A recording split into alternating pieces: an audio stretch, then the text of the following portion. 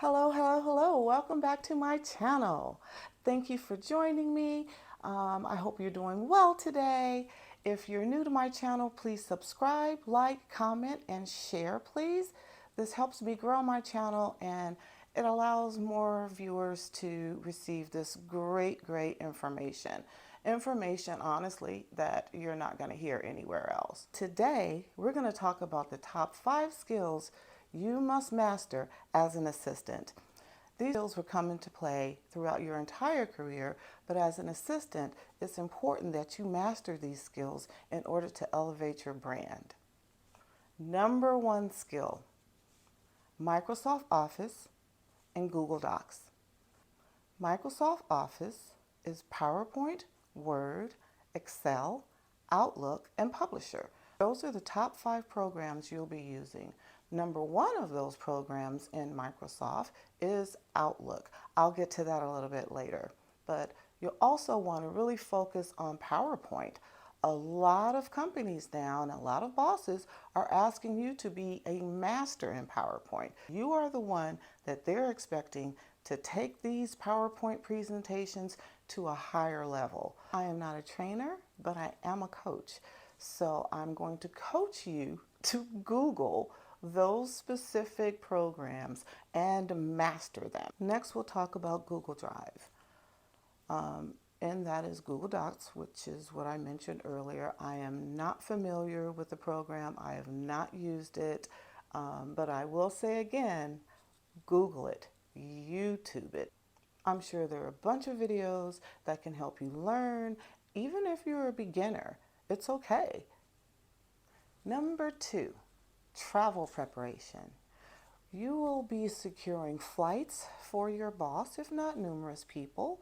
You need to understand what their seat assignment looks like. Really, I would suggest going through their entire profile. A lot of times in travel, the system that they use is Concur, CONCUR. If that is what your company uses, I suggest you master Concur. You'll be making your flights, you'll be making your hotel reservations. Although they have a profile, you still should understand their likes and their dislikes. My boss is a tall guy, so we don't want to put him in a car that's a compact. I don't think he'll be very comfortable. And then the other thing when you're working with travel is always keep in mind the time zones. Whether you're Eastern and they're traveling to Pacific, that's 3 hours difference.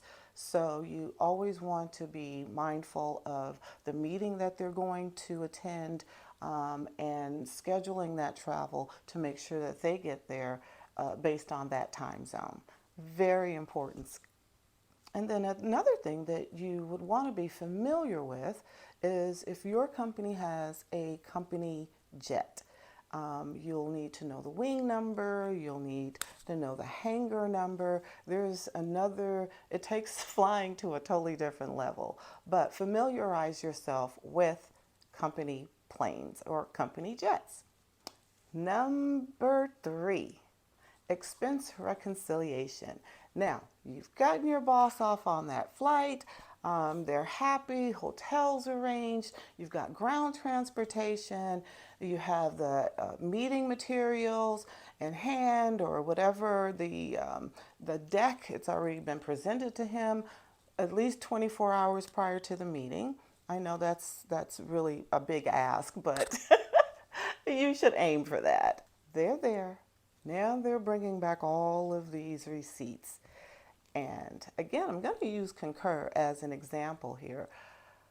I have created a system for each one of my bosses depending on how they travel. One boss, I had a small folio and he put all of his expense receipts in the folio. The next boss didn't want to carry anything with him, so I made him promise that he was going to give me all of his receipts as soon as he returns from his trip. He has been very successful at that. But you see where I'm going here. Make sure you create a system that works for you and your boss to get those receipts back to you in a timely fashion. I don't like to let receipts sit in Concur or whatever program your company uses more than 5 days. I like to reconcile them and submit them for approval almost immediately. If it's one or two, yes, I'll go ahead and do it that same day. But if it's multiple, I'm saying more than about 10, I definitely will get on that fairly quickly because your boss, he's moved on to the next trip. His mind is not thinking about who he had dinner with, which you'll have to list, of course, the attendees of any dinner. But yeah, you want to get that information sooner than later.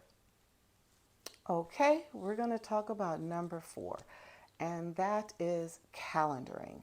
Calendaring is very important because it keeps that person on schedule, give them an idea of what's next, what to prepare for. Is pretty important.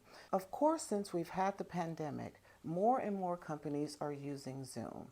That's another program I would highly, highly, highly suggest you master. Um, there are so many different ways that you could use Zoom.